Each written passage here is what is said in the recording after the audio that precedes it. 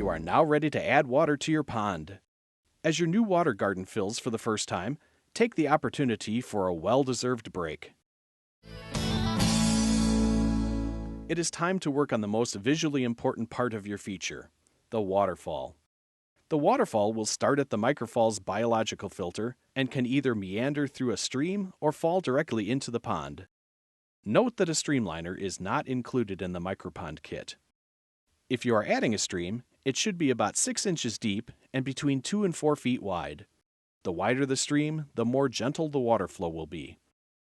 After excavating the stream, install the 10-foot wide streamliner.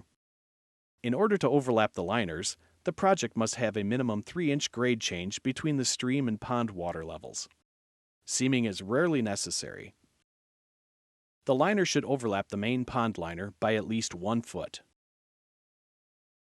Before assembling the snout of the microfalls, clean the face of the unit and the liner with a damp cloth. Attaching the snout is much like installing the microskim faceplate. Lay the liner over the U-shaped opening of the falls.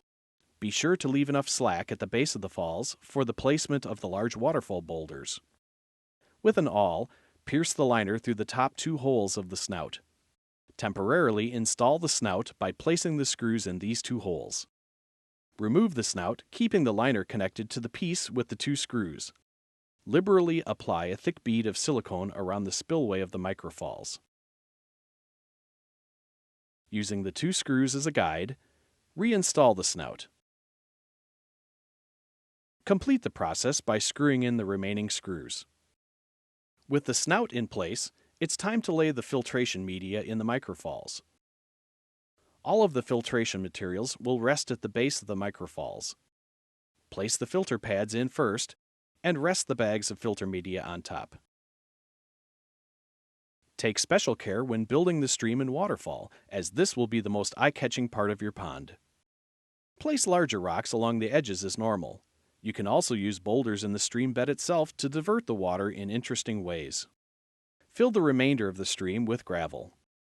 If you have any drop-offs in the course of your stream, you will need to use the waterfall foam to fill in the areas behind the rocks where the fall occurs. This will ensure that the water flows over these rocks rather than underneath, where it will not be visible. Disguise any visible foam with gravel and rock dust for a more natural look. The microfalls should be framed by 2 impressive character boulders, placed on either side of the snout opening. The middle area should be built with a variety of different-sized rocks with a flat surface. Crowning this collection of stones should be a lip for the microfalls. You can use the optional fake waterfall stone or a thin piece of slate stone. Make sure the lip fits securely and will be level from side to side so the water will flow evenly over its surface. Adjust any surrounding rocks as necessary.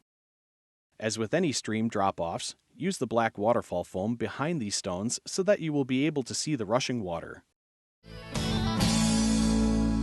If you happen to fall short and don't have enough material to build a suitable berm around the microfalls, bring in some extra topsoil. Fresh soil also provides a nutrient-rich base for landscaping. A nice flowing berm gives the impression that your waterfall was there all along. If you have limited space behind the microfalls, or prefer not to extend the berm out into your yard, build a retaining wall to secure the mound. This will also help slow the process of erosion. Now for the moment you've been waiting for. Turn on the pump. For the first time, you'll be able to see water flowing freely over your new creation. You will need to refill the main reservoir, as filling the microfalls and stream will lower your water level. Take this opportunity to make small alterations to the falls and stream areas to adjust the water flow. You'd be surprised how minor adjustments or the addition of small rocks can make a big difference to your waterfall. When you have re-established the correct water level, trim the extra liner from the edges of the pond. Leave at least 6 inches of extra liner all the way around. This extra liner can be covered with gravel or folded behind the rocks above the water level and backfilled with dirt.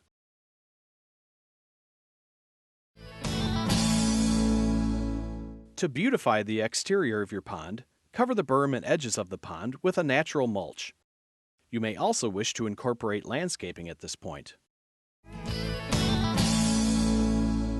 You're done with all of the hard stuff. Just take a moment to clean up the area, removing any excess dirt, mulch, rocks, and other debris. Included in your micropond kit is a manual on the upkeep and maintenance of your new ecosystem. The first thing you'll want to do is add the recommended dose of beneficial bacteria to start your system on the right foot.